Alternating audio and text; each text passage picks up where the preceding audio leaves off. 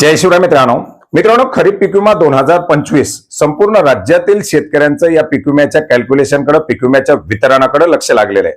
परंतु कॅल्क्युलेशन कसं आहे की एका महसूल मंडळामध्ये कॅल्क्युलेशन दाखवते, एका महसूल मंडळामध्ये कॅल्क्युलेशन 0 होते, एका महसूल मंडळामध्ये कॅल्क्युलेशन अवेटेड दाखवते। बऱ्याच साऱ्या जिल्ह्यामध्ये पूर्ण जिल्ह्याचं कॅल्क्युलेशन 0 दाखवते, बऱ्याच साऱ्या जिल्ह्यामध्ये पूर्ण जिल्ह्याचं कॅल्क्युलेशन अवेटेड दाखवते। मग ही परिस्थिती नेमकी कधी संपणार, हे कॅल्क्युलेशन होणार कधी, कॅल्क्युलेशन ज्यांचं झालंय त्यांना वितरण कधी होणार, अशा अनेक सारे प्रश्न या ठिकाणी शेतकऱ्यांना पडलेले आहेत। जे कॅल्क्युलेशन झालेले त्याची रक्कम सुद्धा 5,000, 6,000, 8,000 अशी अतिशय तोकडी अशी रक्कम दाखवते। याच्या विरोधात देखील मोठ्या प्रमाणात रोष आहे।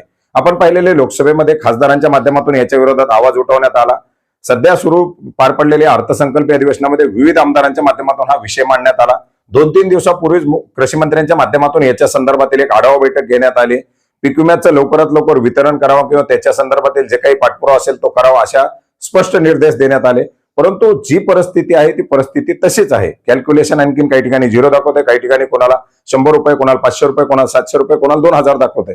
आणि याच पार्श्वभूमीवरती हे कॅल्क्युलेशन मान्य नाही किंवा राज्यामध्ये ज्या प्रमाणामध्ये राज्य शासनाच्या माध्यमातून नुकसान जाहीर केलेले त्याच प्रमाणामध्ये नुकसान भरपाई निश्चित करून शेतकऱ्यांना पीक विमा द्यावा अशी मागणी आता मोठ्या प्रमाणात केली जाते। मित्रांनो, अशाच प्रकारे बुलढाणा जिल्ह्यामध्ये झालेलं नुकसान हे अतिशय मोठं नुकसान आहे आणि या पार्श्वभूमीवरती दाखवले जाणारे कॅल्क्युलेशन असतील किंवा जे काही रक्कम असतील त्यात अल्प आहेत किंवा काही ठिकाणी 0 दाखवते। या पार्श्वभूमीवरती शेतकऱ्यांच्या माध्यमातून आता निवेदन यायला सुरू केलेली आहेत।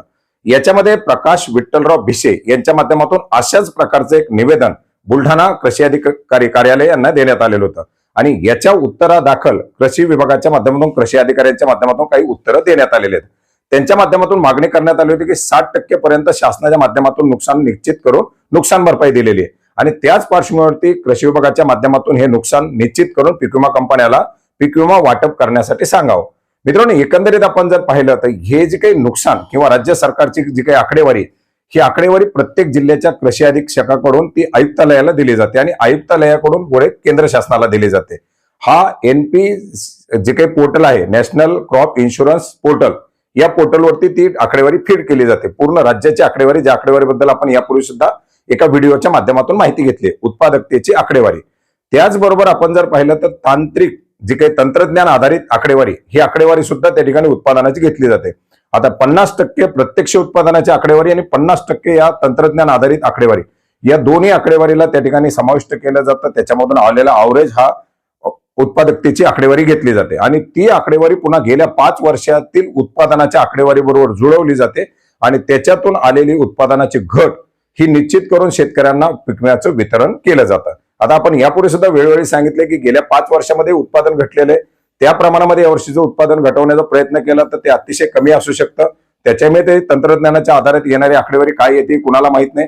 आता ही आकडेवारी पूर्ण त्या पोर्टलला फीड केली जाणार। त्या पोर्टलवरती ऑटोमॅटिक म्हणजे कुठलीही पीक विमा कंपनी किंवा कुठलेही अधिकारी त्याच्यामध्ये कॅल्क्युलेशन करत नाही, टाकलेली आकडेवारी टाकल्यानंतर ऑटोमॅटिक त्या शेतकऱ्याचं कॅल्क्युलेशन केलं जातं आणि या आलेल्या ऑटोमॅटिक कॅल्क्युलेशनच्या माध्यमातून ती जी रक्कम दिसेल ती त्या शेतकऱ्याच्या कॅल्क्युलेशन मध्ये रक्कम दिसते।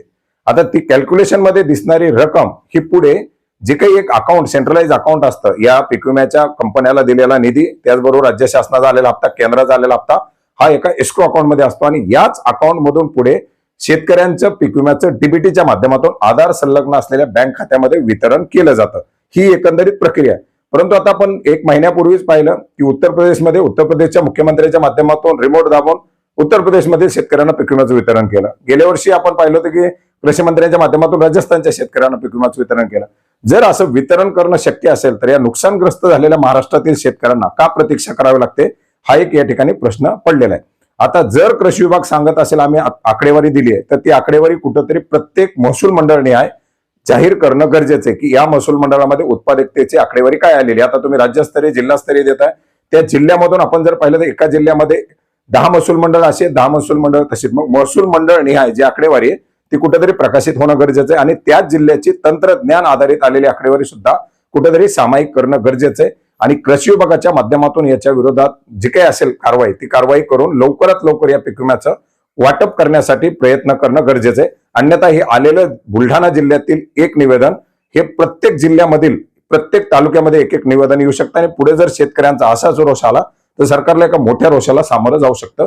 त्याच्यामुळे प्रतीक्षेत असलेला विषय कुठेतरी पाठपुरावा करून मिटवावा अशीच मागणी शेतकऱ्यांच्या माध्यमातून केली जाते. धन्यवाद.